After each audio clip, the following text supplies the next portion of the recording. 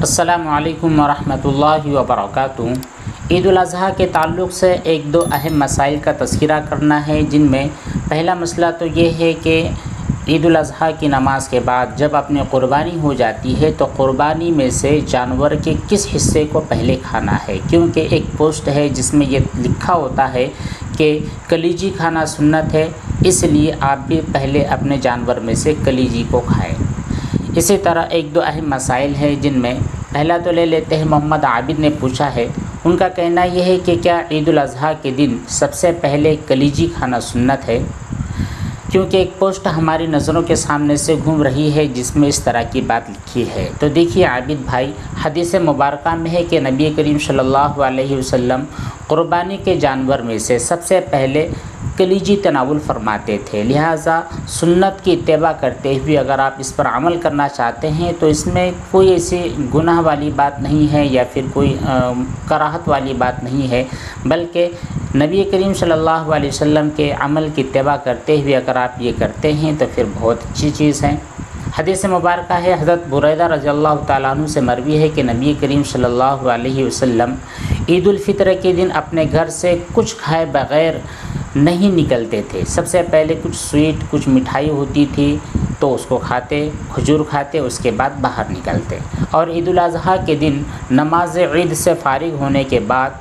گھر آنے کے بعد کچھ کھاتے نہیں، کچھ پیتے نہیں، یہاں تک کہ اپنے جو قربانی کا جانور ہوتا تھا اس میں سے کلیجی کو تناول فرماتے تھے۔ تو اس حدیث مبارکہ کے اتباع میں اگر آپ نے جانور جو آپ نے ذبح کیا ہے، ذبح ہونے کے بعد اس کی کلیجی کا سالن بنا کر یا پھر اس کو تل کر بھون کر جس طرح بھی آپ کھانا چاہتے ہیں، وہ سنت کی اتباع کرتے ہوئے اگر آپ ایسا کرنا چاہتے ہیں تو اس کی اجازت شریعت میں بالکل ہے۔ محمد شاکر نے ایک سوال کیا ہے، وہ کہتے یہ ہیں کہ ہمارے کچھ ساتھی حج کرنے کے لیے گئے ہیں، وہ مزدلفہ میں رات گزارتے ہیں، اس کے بعد منی جاتے ہیں، وہاں پر جانے کے بعد شیطان کو کنکریاں بھی مارتے ہیں، پھر اس کے بعد احرام میں حلق نہیں کرتے ہیں، سیدھا حرم شریف سے باہر جا کر طواف زیارت کرتے ہیں، تو یہ ان کے لیے صحیح ہے یا صحیح نہیں ہے؟ کیونکہ ابھی تک انہوں نے حلق نہیں کیا ہے، بغیر حلق کیے یعنی بغیر سر کو منڈائے سب سے پہلے اگر وہ طواف زیارت کرتے ہیں تو اس میں کیا حکم ہے؟ دیکھیے شاکر بھائی، مسئلہ تو یہ ہے کہ اگر کوئی بندہ حج کرنے کے لیے گیا ہے، حج میں تمتع ہوتا ہے، قران ہوتا ہے، اس کے اندر ترتیب جو چیز ہے وہ یہ ہے کہ سب سے پہلے آدمی جمرہ عقبہ کی رمی کرے،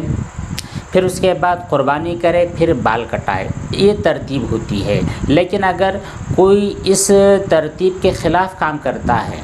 اس ترتیب کے خلاف کام کرتا ہے کہ پہلے وہ حلق کرا دیتا ہے، پھر اس کے بعد میں وہ قربانی کرتا ہے، پھر اس کے بعد جمرہ عقبہ کی رمی کرتا ہے، تو پھر ایسی صورت میں اس کے اوپر دم لازم ہوتا ہے۔ لیکن ان تینوں چیزوں کے درمیان طواف زیارت کا کہیں تذکرہ نہیں ہے۔ اگر کوئی آدمی پہلے طواف زیارت یا پھر ان دونوں میں سے کوئی ایک کام کرتا ہے پھر طواف زیارت کرتا ہے تو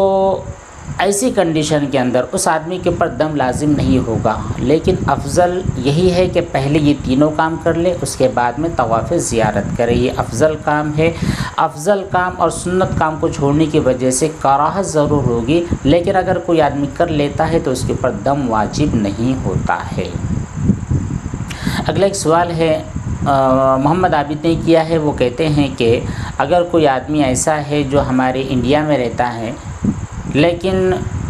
وہ گیا ہے حج کرنے کے لیے، اب حج کے دوران اس کی طرف سے حکم آتا ہے کہ بھائی یہاں پر میں نے حج کر لیا ہے، تم انڈیا میں میری طرف سے قربانی کر لو، تو اب قربانی جب ہمیں کرنی ہے تو قربانی میں کس دن کا لحاظ رکھنا ہے؟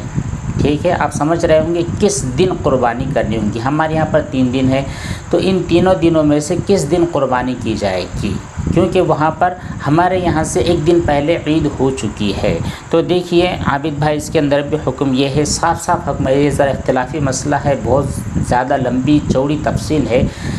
مختصر اور شارٹ کے اندر آپ کو یہ سمجھا دیتے ہیں کہ وہاں پر اور یہاں پر قربانی کے دن ہونا چاہیے۔ ٹھیک ہے،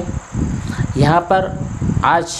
وہاں پر جب ایک دن پہلے قربانی ہو چکی ہے تو اب ان کے پاس صرف 2 دن بچے ہیں، اور انڈیا میں جب قربانی ہوگی تو اس کے بعد وہاں پر صرف 2 ہی دن اور یہاں پر 3 دن ہے۔ تو اب یہاں پر ہمارا جو تیسرا دن ہوگا وہ تیسرا دن وہاں پر ان کا اینڈ والا دن ہوگا، یعنی وہاں پر قربانی کے دن نہیں ہوں گے۔ تو مان لیجئے آپ کے پاس صرف 2 دن بچتے ہیں، جس دن آپ کے یہاں پر قربانی ہے اور قربانی کا دوسرا دن، یعنی 10 ذی الحجہ اور 11 ذی الحجہ۔ یہ 2 دن ایسے ہیں جو کامن ہوں گے، وہاں پر بھی ہوں گے اور یہاں پر بھی ہوں گے، ٹھیک ہے۔ تو آپ کو ان دونوں دنوں میں ہی اپنے حاجی کی طرف سے جو اس کی واجب والی قربانی ہوتی ہے، صاحب نصاب ہونے کی وجہ سے وہ قربانی آپ کو کرنی ہے، سمجھے۔ جو 12واں دن ہوگا، 12ویں ذی الحجہ جو ہوگی، یہاں پر جو تیسرا دن ہوگا، اس تیسرے دن آپ اس کی طرف سے قربانی نہیں کر سکتے، کیونکہ وہاں پر قربانی کا دن ختم ہو چکا ہے۔ تو یہ 3 اہم مسائل تھے جن کا تذکرہ کرنا ضروری تھا۔ امید ہے کہ تمام باتیں آپ کو اچھی طرح سمجھ میں آ گئی ہوں گی۔ السلام علیکم ورحمۃ اللہ وبرکاتہ۔